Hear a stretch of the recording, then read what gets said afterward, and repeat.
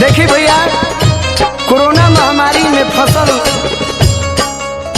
एगो पति देव के बारे में अपन सखी पूछा तारी कि ये सखी तहर पति देव दिल्ली नौकरी करे गई रहन आ कोरोना महामारी फैलल बा तो वहाँ के ठीक बानी कि ना तनी बताओ हमरा के कि हमार जीजा जी हमार पाहुन कैसन बड़े, तनी फोन पर साफ साफ बताओ कि वहाँ के सुरक्षित बानी कि ना।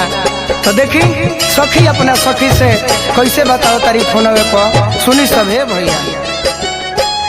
आवताने पैदल चल के दिल्ली से सोना सखिया, आवताने पैदल चल के दिल्ली से सोना सखिया, जुलुम कैलस हो करुणा ए सखिया, जुलुम कैलस हो करुणा ए सखिया।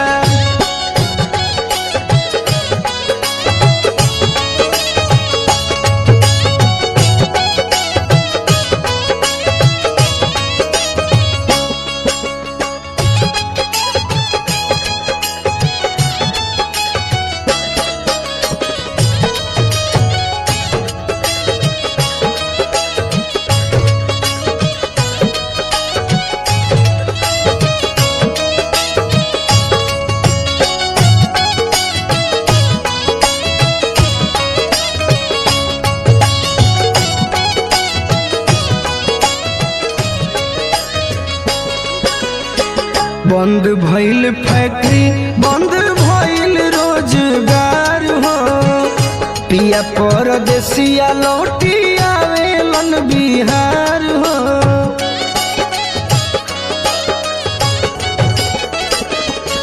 हाँ, बंद भइल फैक्ट्री, बंद भइल रोजगार हो, पिया परदेसिया लौटी आवेलन बिहार हो। बात नायो छूटा देसा वाके कोना कोना सखिया, बात नायो छूटा देसा वाके कोना कोना सखिया, जुलुम कैलस हो करुणा ए सखिया, जुलुम कैलस हो करुणा ए सखिया।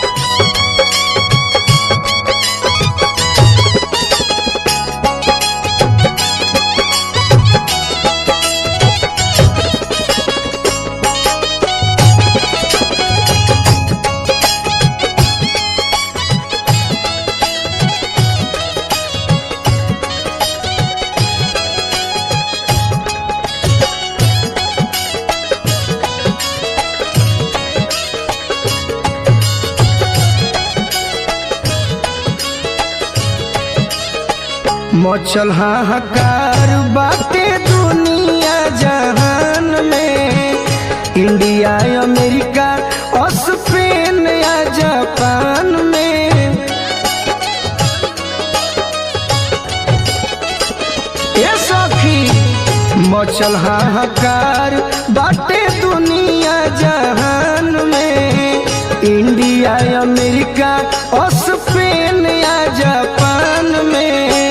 लालन भोजपुरी कौन कैलस जादू टोना सखिया, पूछो तारे बबलू कौन कैलस जादू टोना सखिया, जुलुम कैले बा करुणा ए सखिया, जुलुम कैलस हो करुणा ए सखिया।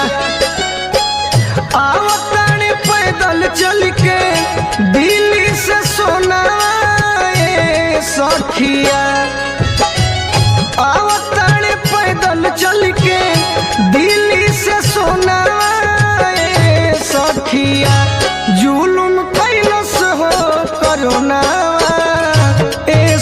अखिया मोटिया लोगन कोरोना ए सखिया जुलुम कैलस हो कोरोना ए सखिया